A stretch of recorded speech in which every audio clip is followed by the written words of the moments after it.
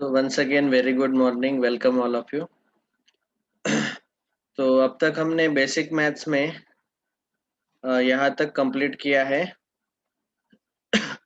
So we have discussed last time all these laws.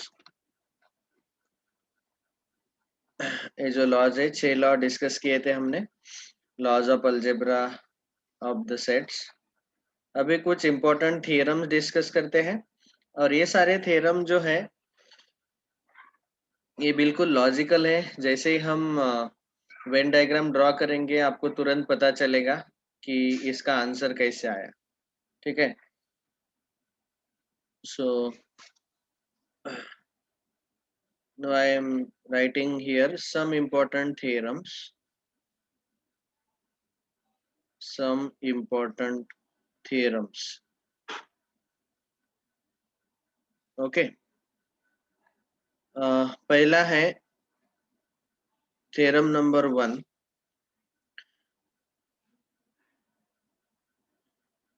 इस theorem number 1 में total यहाँ पे 8 रिजल्ट दिखाए हैं. A and B are any two sets. A और बी जो है कौन से भी दो सेट दिए हुए हैं. एंड यहाँ पे सबसे पहला जो रिजल्ट है, हर एक रिजल्ट का हम वेन डायग्राम ड्रॉ करेंगे. सबसे पहला रिजल्ट हमें ये दिया है कि a minus B is equal to A intersection B dash. इसका मीनिंग क्या है देखो. a माइनस बी का मतलब क्या होता है. यहाँ पे डिफरेंस ले रहे हम. समझो हमारे पास एक वेन डायग्राम है और यहाँ पे ये सेट a है, सेट b है. a माइनस बी का मतलब होता है कि ये वाला पार्ट, सेट ए का पार्ट जो बी में नहीं है, तो बी वाला पार्ट छोड के बी चा पार्ट सोडून जो फक्त सेट ए चा पार्ट आहे तोच घ्यायचा आहे. ओके. तर हा एवढा जो पार्ट असतो याला आपण म्हणतो ए मायनस बी. आता जर का आपण ए इंटरसेक्शन बी डॅश असं म्हटलं तर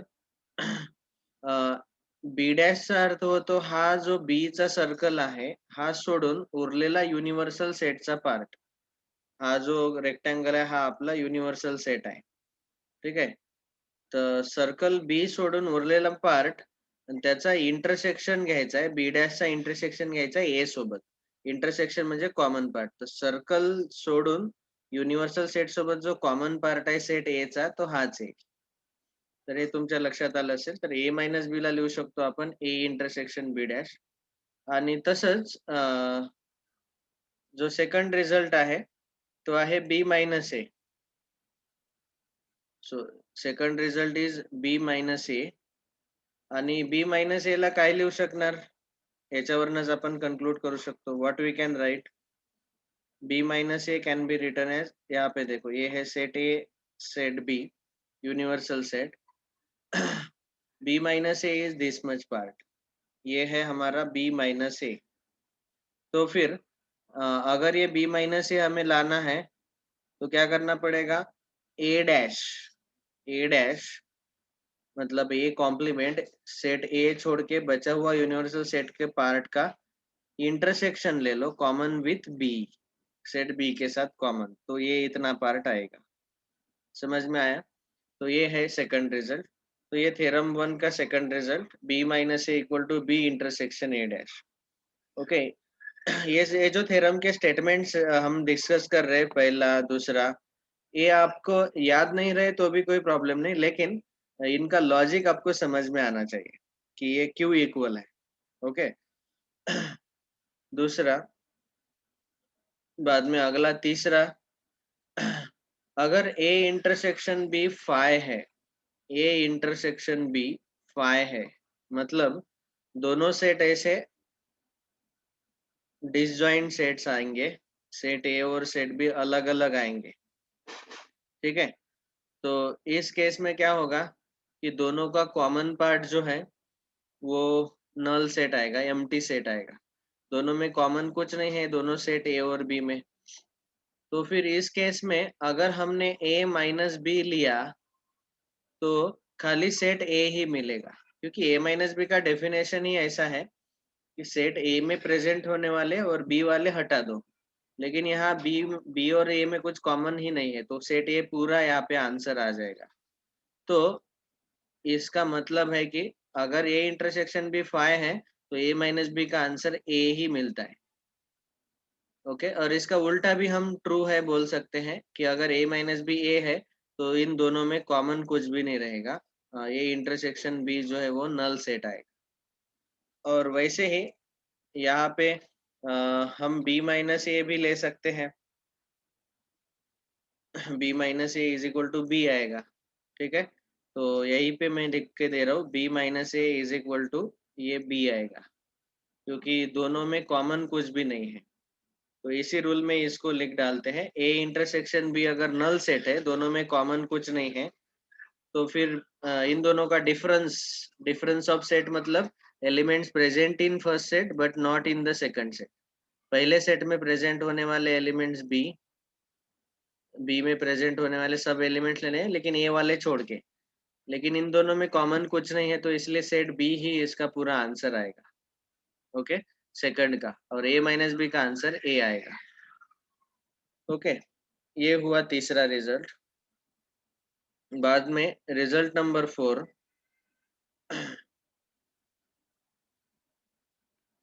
रिजल्ट नंबर 4 क्या है? A minus B union B. आप ही बोलो कैसा दिखेगा वो diagram, A minus B union B. Union मतलब कंबाइन करो, जोड़ो। तो सबसे पहले हमने अगर समझो ये सेट ए सेट बी लिखा, तो इतना जो पार्ट है ये ए माइनस बी रहता है, और उसके साथ सेट बी को यूनियन करना है, जोड़ना है। तो सेट बी है पूरा सेकंड सर्कल, तो आपको क्या मिल रहा है? आपको मिल रहा है ए यूनियन बी। ठीक है, तो ये याद रखो। वैसे ही हम उल्टा भी लिख सकते हैं एक्चुअली। यहाँ पे यही इसी रिजल्ट में B minus A union A is also A union B. B minus A मतलब ये वाला पार्ट, और उसके साथ सेट ए जोड़ दिया, यूनियन लिया, तो फिर हमें दोनों का ए यूनियन बी मिलेगा। दोनों सर्कल हाईलाइट हो जाएंगे। ओके, तो ये हुआ चौथा रिजल्ट। इसी थ्योरम 1 में हम ये रिजल्ट देख रहे, पहला, दूसरा, ये तीसरा और ये चौथा। अभी रिजल्ट नंबर 5, ए माइनस बी इंटरसेक्शन बी। ए माइनस बी इंटरसेक्शन बी। अभी आप ही देखो कि अगर ए और बी का हमने डिफरेंस लिया, ए माइनस बी, तो ए इतना पार्ट आएगा। अभी इतना जो पार्ट है, जो ए माइनस बी हम इसको बोलते हैं। ओके, ए माइनस बी का कुछ कॉमन पार्ट है क्या सेट बी के साथ? कुछ भी नहीं है। नहीं है मतलब इन दोनों का अगर हमने इंटरसेक्शन लिया ए माइनस बी और बी का, तो हमें क्या मिलेगा? Null set. Okay, so this is very clear कि ए माइनस बी और सेट बी, इन दोनों में कॉमन कुछ भी नहीं है, इसीलिए इन दोनों का इंटरसेक्शन जो है वो क्या आएगा? Null set, empty set. ये है रिजल्ट नंबर 5। नेक्स्ट, इसी तरह सेकंड रिजल्ट हम लिख रहे हैं हर बार, हर केस में सेकंड रिजल्ट ऐसे आएगा, बी माइनस ए का इंटरसेक्शन ए के साथ लिया तो वो भी नल सेट आएगा। बी माइनस ए मतलब ए वाला पार्ट। ओके, और इसका सेट ए के साथ कुछ भी कॉमन नहीं है। कॉमन नहीं है मतलब हमें मिलेगा नल सेट। ओके, ये हुआ पांचवा रिजल्ट। Next result number 6। ये सारे रिजल्ट हमें ऑब्जेक्टिव क्वेश्चन सॉल्व करने में बहुत मदद करते हैं। अगर समझो A is a subset of B, ऐसे दिया हुआ है, A is a subset of B, तो फिर क्या होगा? सेट ए के सारे एलिमेंट सेट बी में प्रेजेंट होंगे। तो हम ऐसा ड्रॉ करते हैं, सेट ए के सारे एलिमेंट्स सेट बी में प्रेजेंट है, तो सेट ए बी के अंदर आएगा। ए के सारे एलिमेंट सेट बी में प्रेजेंट है। तो फिर इस केस में हम क्या बोल सकते हैं कि ए डैश जो है, ए छोड़ के बचा हुआ बाहर का पार्ट, ये हालांकि यहाँ पे बड़ा आएगा।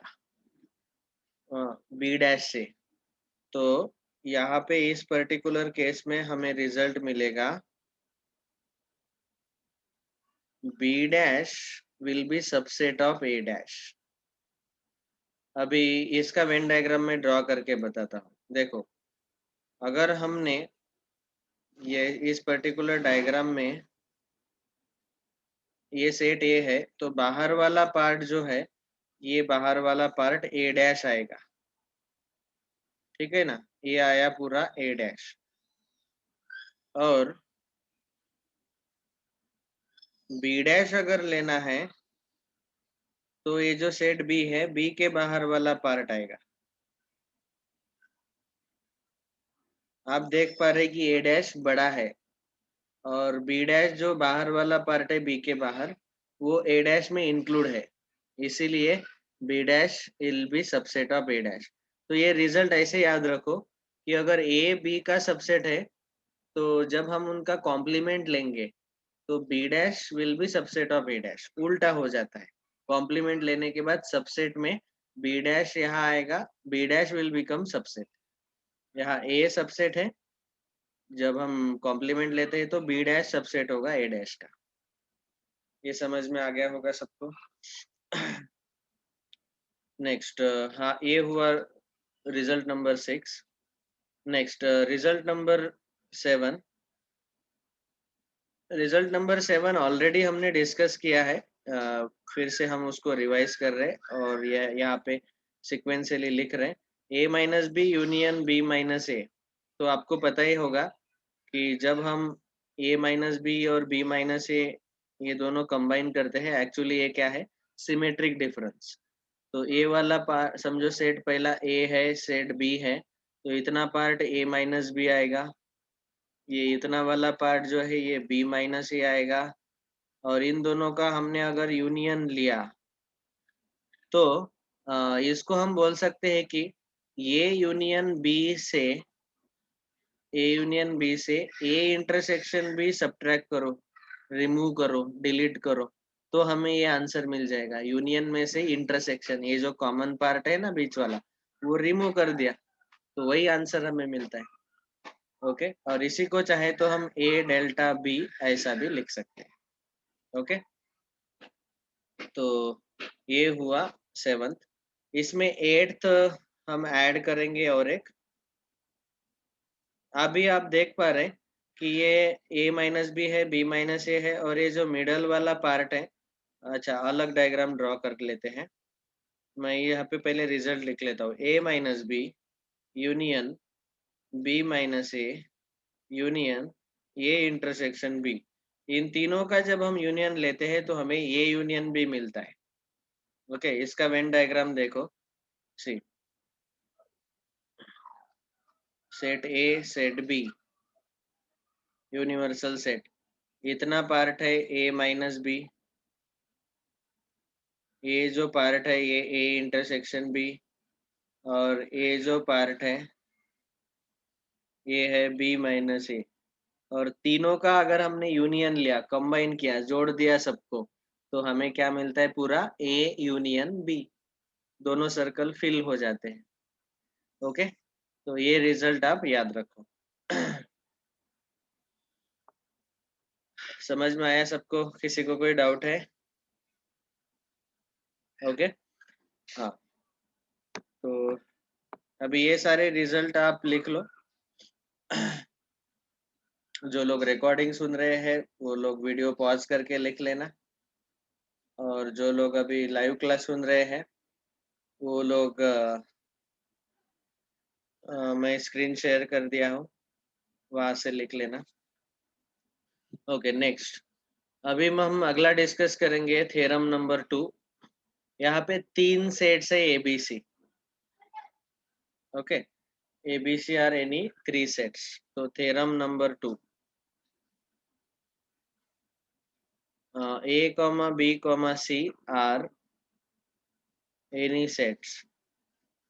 These are the any 3 sets.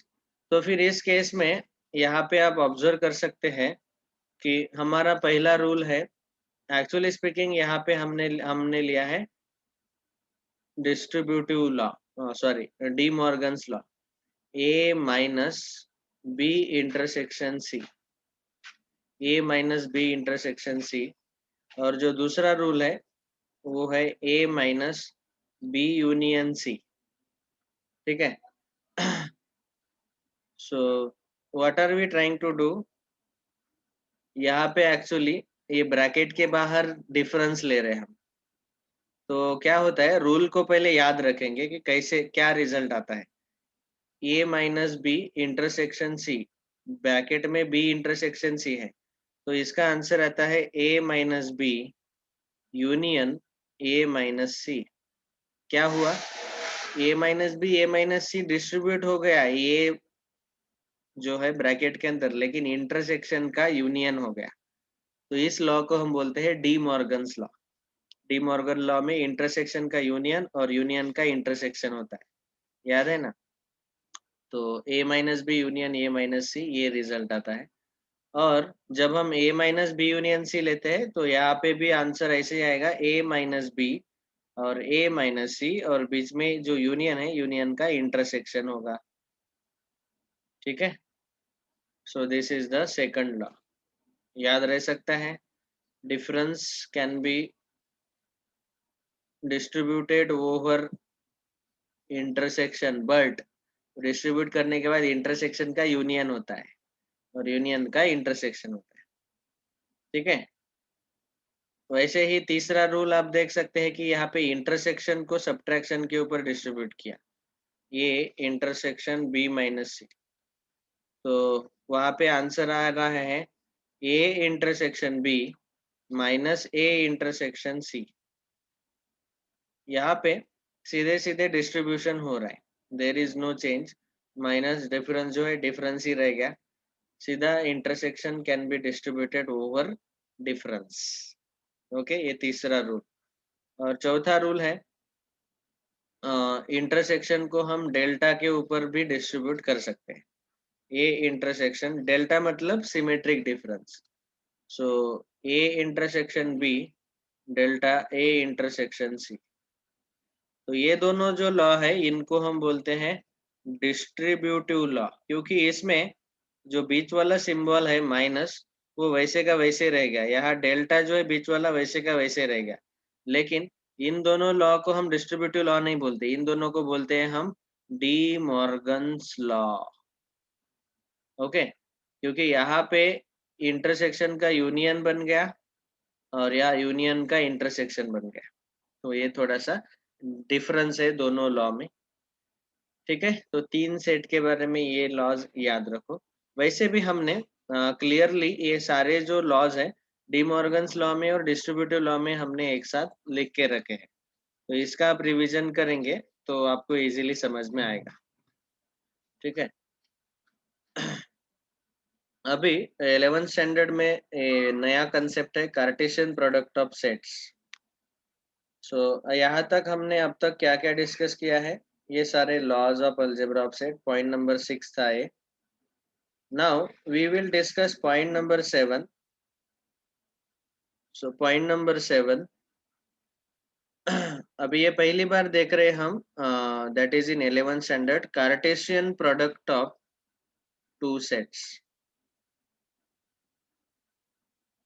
दो सेट का कार्टेशियन प्रोडक्ट, दोन सेटचा कार्टेशियन प्रोडक्ट कसा घ्यायचा हे आपण डिस्कस करतोय। Cartesian product is very very easy to understand, एकदम सिंपल आहे। फक्त आपल्याला काय करायचं आहे, दोन सेट जर दिले असतील, मी आधी एक एक्झाम्पल घेऊन तुम्हाला समजावून सांगतोय. I will explain with an example. So for an example, let us say we are given two sets. Set A is containing the elements A, B, C. Set ए में ये तीन एलिमेंट्स है, सेट बी में समझो दो elements है P, Q।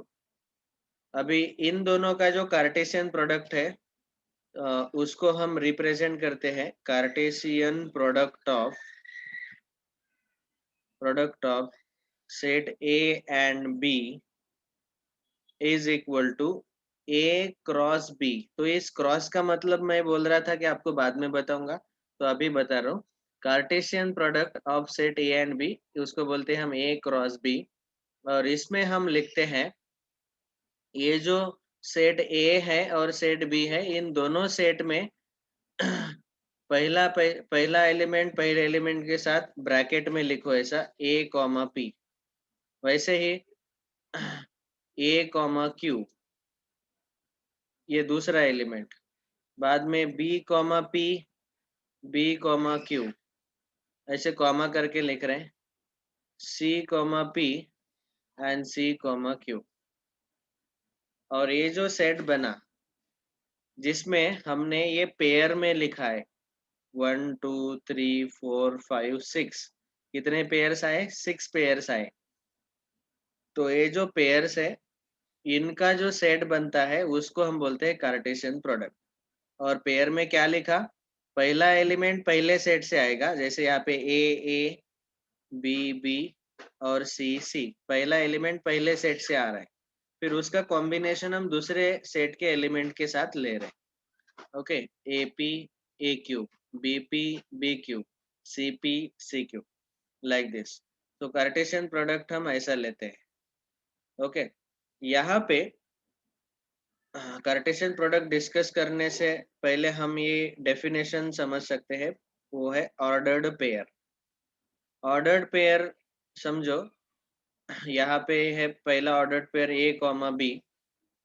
तो इसमें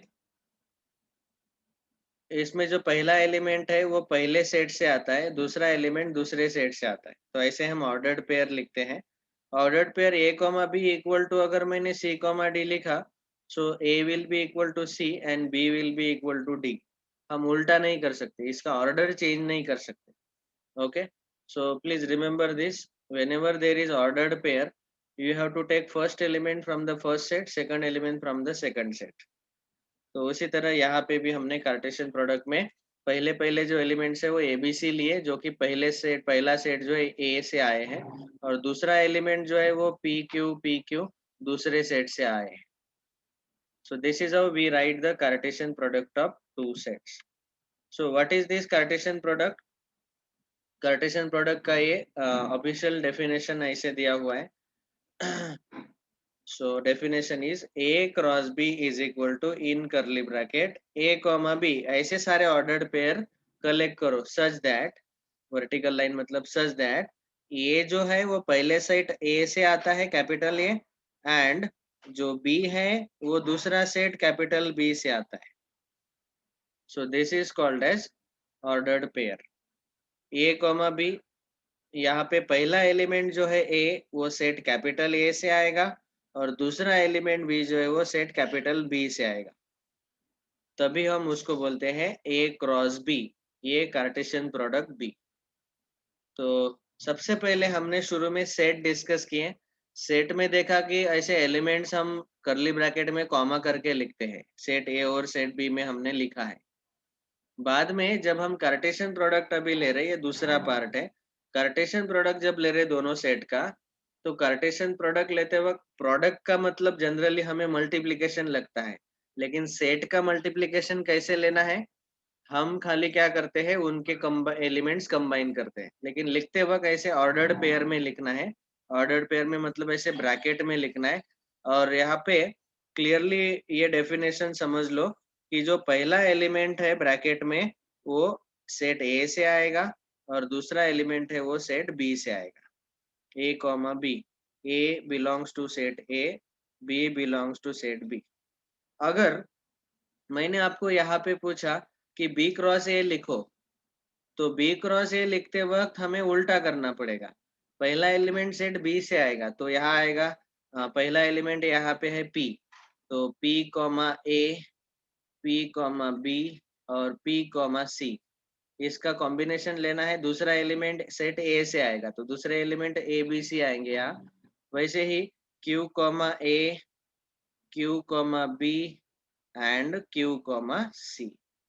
तो ये फर्क है, तो इसीलिए यहाँ पे हम क्लियरली नोट करके लिख सकते हैं कि A cross B is not equal to B cross A always. ये हमेशा इक्वल नहीं रहता, कुछ केसेस में इक्वल रह सकता है, वो वाला केस भी मैं बताऊंगा। तो अभी समझ में आ गया होगा कि ए क्रॉस बी और बी क्रॉस ए ये रहता है कार्टेशियन प्रोडक्ट। ठीक है, तो इस तरह से हमने अगर कार्टेशियन प्रोडक्ट लिया तो यहाँ पे ए क्रॉस बी का आंसर ये आया, बी क्रॉस ए का आंसर ये आया, दोनों अलग अलग है, बोथ आर नॉट इक्वल। ठीक है, अभी कुछ इंपॉर्टेंट थ्योरम्स यहाँ पे लिख के दिए हुए हैं। इसमें से सारे जो थ्योरम्स है ये हमें बस इनका अंडरस्टैंडिंग में क्लैरिटी रहना चाहिए, इनको याद नहीं रखना है। याद रखना है खाली हमारा सबसे आखिरी का theorem, result number 9, theorem number 9, इसको याद रखना है क्योंकि इसके ऊपर ऑब्जेक्टिव क्वेश्चन बनते हैं। और एक मैं फॉर्मूला भी बताऊंगा। अभी देखो यहाँ पे क्लियरली ये डिस्ट्रीब्यूटिव लॉ है। So cross is distributive over union and intersection. ठीक है, और cross is distributive over difference. तो ये डिस्ट्रीब्यूटिव लॉ है, पहला और दूसरा थ्योरम। ठीक है, बाद में ये दोनों कब इक्वल आते हैं, जब ये गिवन सेट ए बी अगर इक्वल सेट्स है तभी, ए क्रॉस बी और बी क्रॉस ए। अभी फिलहाल इस एग्जांपल में दोनों अनइक्वल आए, लेकिन इक्वल कब आते हैं, अगर ये दोनों सेट इक्वल है तो। ठीक है, तो पहले दो थ्योरम में मैंने क्या बताया, cross is distributive over union, intersection and difference. Cross can be distributed, distributive property पता है ना, ब्रैकेट के अंदर हम मल्टीप्लाई करते हैं तो उसको हम डिस्ट्रीब्यूट कर सकते हैं। ये पहले दो थ्योरम। तीसरा है कि ये दोनों इक्वल अगर है तो इसका मतलब ए और बी दोनों इक्वल सेट्स रहने चाहिए। ओके, बाद में ये जो तीन थ्योरम है ऐसे में A is a subset of B. मतलब क्या है यहाँ पे कि ए के सारे एलिमेंट्स बी में प्रेजेंट है। तो सेट ए, पूरा सेट ए सेट बी के अंदर प्रेजेंट है, ए के सारे एलिमेंट्स बी में प्रेजेंट है। तो उस केस में अगर आपने पहला रिजल्ट यहाँ पे दिया हुआ है कि ए क्रॉस ए लिया तो वो आपको A cross B intersection B cross A मिलता है। A cross C is any set लिया तो A cross C is a subset of B cross C. अगर यहाँ पे दो दूसरा और एक दिया है कि C is a subset of set D, तो फिर ए क्रॉस सी जो सबसेट सबसेट है उनका कार्टेशियन प्रोडक्ट जो है वो जो सुपर सेट है उनका सबसेट आता है। ओके, तो ये तीनों रिजल्ट सबसेट वाले हैं। और उसके बाद ये चार सेट अगर दिए हैं और बीच में इंटरसेक्शन लिया तो A cross B intersection C cross D, तो यहाँ पे हम इंटरसेक्शन जो है वो एक्सचेंज कर सकते हैं। ए इंटरसेक्शन तीसरा सेट क्रॉस बी इंटरसेक्शन चौथा सेट, पहला तीसरा दूसरा चौथा इनको हम इंटरसेक्शन ले सकते हैं। Okay, these laws are not much used but we are discussing. Next, last law we will discuss this with example। ये बहुत important है। तो ये जो थ्योरम है इसको आप नोट कर लो, इसके ऊपर ऑब्जेक्टिव क्वेश्चन जेडब्ल्यू में पूछे गए हैं और हर साल इसके ऊपर क्वेश्चन आता है। Let A and B be two non empty sets having n elements in common, then a cross b and b cross a have n raised to 2 elements in common. देखो मैं एक एग्जांपल देता हूँ तो आपको और क्लैरिटी मिलेगा।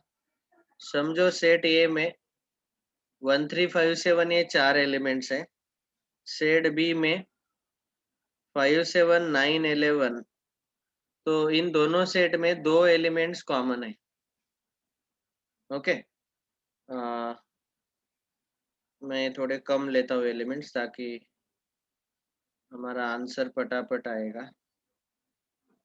तो दो एलिमेंट हमने कॉमन लिए दोनों सेट में 5 और 7। अभी ए क्रॉस बी अगर मैंने निकाला तो ए क्रॉस बी में आप देख सकते हैं कि हमें ऐसे कॉम्बिनेशंस लेने पड़ेंगे 3 5 3 7 3 9। पहला जो 3 है वो पहले सेट से आया, फिर ये 5 लेते हैं पहले सेट से, 5 5 5 7 5 9। बाद में अभी 7 के पेयर्स लेंगे, 7 5 7 7 एंड 7 9। ओके, अभी बी क्रॉस ए लेते वक्त उल्टा लेना है, 5 का कॉम्बिनेशन 3 5 7 के साथ, तो 5 3 5 5 5 7, ओके। बाद में 7 का कॉम्बिनेशन 7 3 7 5 7 7, और 9 3 9 5 9 7। तो ये कॉम्बिनेशन हमने लिया ए क्रॉस बी और बी क्रॉस ए। अभी ये प्रॉपर्टी क्या बोल रहा है कि A and B are non empty sets having n elements in common. तो यहाँ पे n का वैल्यू है 2। कितने एलिमेंट्स कॉमन है यहाँ पे? 2 एलिमेंट। हाँ, इस यहाँ पे मैं लिख रहा हूँ कॉमन एलिमेंट्स कितने हैं? 2। तो n एलिमेंट्स अगर कॉमन है तो a cross B and b cross A have how many elements in common? n square. n square elements in common, n square मतलब यहाँ पे 4 एलिमेंट कॉमन आएंगे इसमें, in A cross B and B cross A. अभी इन दोनों में common सच में 4 है क्या? देखो तो आप देख पा रहे 5 5 एक है, ठीक है। बाद में 5 7 एक है, दोनों में कॉमन। उसके बाद 7 5, उसके बाद 7 7। ऑल राइट, ये सारे एलिमेंट्स कॉमन है। कितने एलिमेंट्स कॉमन आ गए? यस, 4। किसका स्क्वायर आया? वो n स्क्वायर। जितने कॉमन है दोनों सेट में, क्रॉस लेने के बाद, कार्टेशियन प्रोडक्ट लेने के बाद उसका स्क्वायर ले लो, तो 2 का स्क्वायर यहाँ पे 4 आएगा। तो इतने 4 एलिमेंट जो है, 4 ऑर्डर्ड पेयर जो है वो कॉमन रहेंगे। समझ में आया ये रिजल्ट? सो इसीलिए हम ऐसा लिख रहे हैं। अभी मैं शॉर्ट में लिख रहा हूँ, ए और बी में n एलिमेंट्स कॉमन है। एकदम शॉर्ट में लिख रहे हैं हम, n एलिमेंट्स कॉमन है। तो A cross B comma B cross A में n स्क्वायर एलिमेंट्स कॉमन रहेंगे। ठीक है, ये रिजल्ट आपको याद रखना है। ये वाला JEE में बहुत बार पूछा जाता है। तो आपको number of elements common in both set पहले निकालो, उसका स्क्वायर ले लो, तो उतने कार्टेशियन प्रोडक्ट में कॉमन एलिमेंट्स आपको मिलते हैं। ठीक है, next. So this was about Cartesian product. Now today we have completed the whole theory part of set.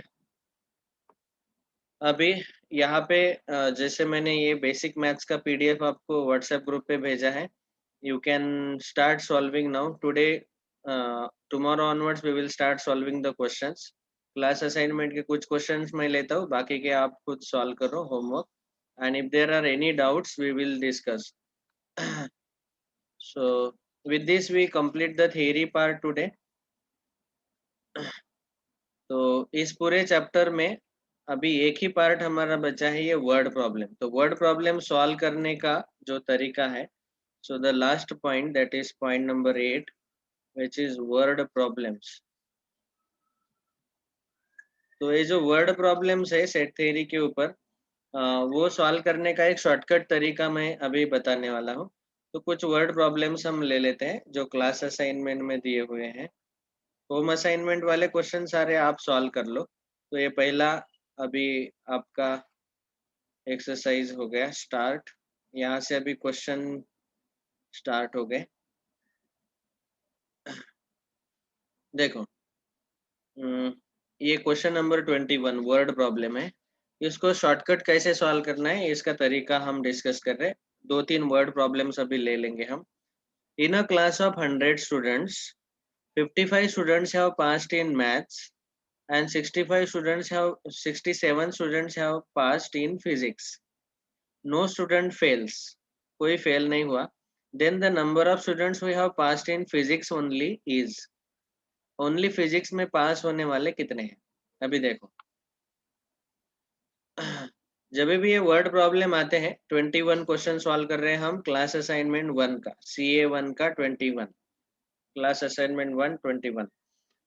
हाँ, तो हमें बताया गया कि टोटल क्लास में कितने स्टूडेंट्स हैं? 100 स्टूडेंट्स। उसमें से 55 स्टूडेंट्स हैव मैथ्स, तो हम ऐसा लिखेंगे n ऑफ m, मैथ्स को m लेते हैं 55, n ऑफ p मतलब फिजिक्स, फिजिक्स लेने वाले कितने स्टूडेंट्स है 67, ओके। नो स्टूडेंट फेल्ड, तो ये पास होने वाले स्टूडेंट है, फेल तो कोई नहीं हुआ। अभी देख सकते हैं आप कि यहाँ पे ऐसा एक सेट आएगा m for maths, p for physics, okay. अभी मैथ्स में टोटल 55 है, फिजिक्स में टोटल 67 है, लेकिन दोनों सब्जेक्ट में पास होने वाले भी कुछ रह सकते हैं और फेल कोई नहीं हुआ, तो पास होने वाले ही सारे यहाँ पे आएंगे। मतलब हम ऐसा बोल सकते हैं कि m यूनियन p, इन दोनों का यूनियन अगर लिया तो वो पूरे आएंगे 100 स्टूडेंट्स, क्योंकि 100 के 100 स्टूडेंट पास हो गए, तो ये जो यूनियन है दोनों सर्कल, ये आएगा 100। बाहर एलिमेंट्स रहेंगे 0, यूनिवर्सल सेट जो है, इसमें यूनियन के बाहर मतलब दोनों सर्कल के बाहर 0 आएंगे। 0 क्यों आया? क्योंकि कोई भी फेल नहीं हुआ। अभी दोनों में कॉमन रहने वाले हम लेते हैं x, और मैथ्स में टोटल है 55, तो इतना जो पार्ट है यहाँ पे आएगा 55 माइनस एक्स। दोनों में कॉमन मतलब जो दोनों सब्जेक्ट में पास हो गए, ये हमें पता नहीं है, तो इसीलिए हमने x लिया। तो फिर ये ओनली मैथ्स में 55 माइनस एक्स बचेगा, और ये पूरा फिजिक्स में एक यहाँ पे कॉमन वाले x है, पूरे फिजिक्स में 67 है, तो इतना पार्ट में 67 माइनस एक्स आएंगे। और अभी हम बोल सकते हैं कि देयरफॉर हम इन तीनों का अगर एडिशन लिया 55 minus X plus 67 minus X, इन तीनों का एडिशन जो है वो क्या आएगा? Union, that is 100। तो यहाँ x माइनस एक्स कैंसिल होगा, इस x को राइट में शिफ्ट करो, तो यहाँ पे आएगा 55 plus 67 minus 100, so x is equal to 55 plus 67, 5 plus 7 12, carry 1, 7 plus 5 12, 122 minus 100, so x is equal to 22। और x मतलब क्या है? जो दोनों में कॉमन, जो मैथ्स और फिजिक्स दोनों में पास हुए हैं। अभी क्वेश्चन में हमें क्या पूछा है?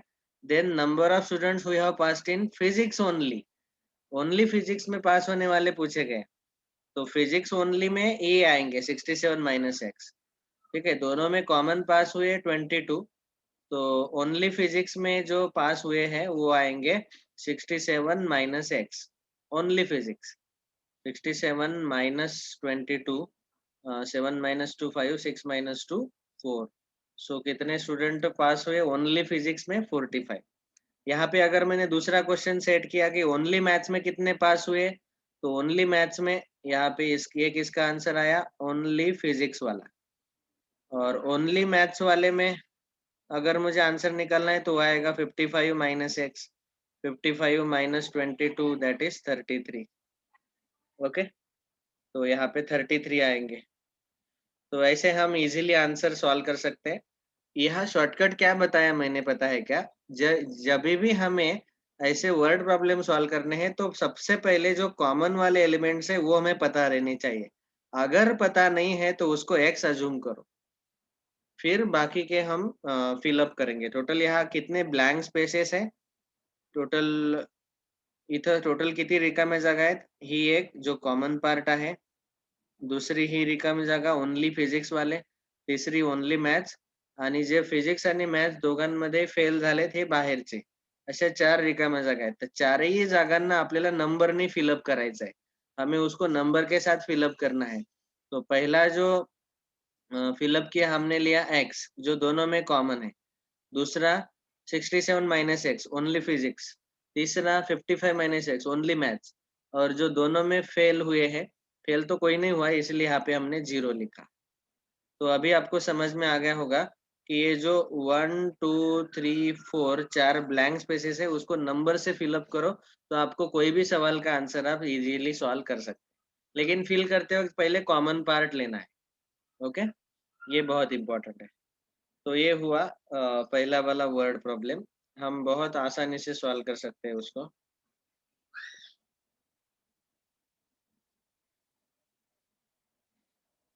और जो एक होम असाइनमेंट में वर्ड प्रॉब्लम है उसको हम लेते हैं, फिर उसके बाद आप खुद सॉल्व करो अभी बाकी के questions.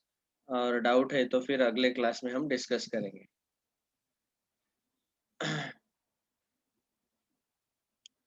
Question 25 from home assignment.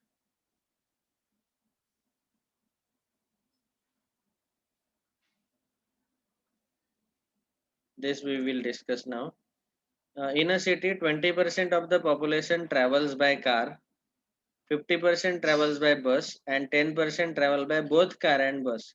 Then the persons traveling by car or bus is. तो देखो, सीधा सीधा डायग्राम ड्रॉ करने का. ये है पूरा सिटी. उसमें पहला सेट बस और दूसरा सेट कार. बस वाले सेट को बी बोलो, कार वाले सेट को सी बोलो.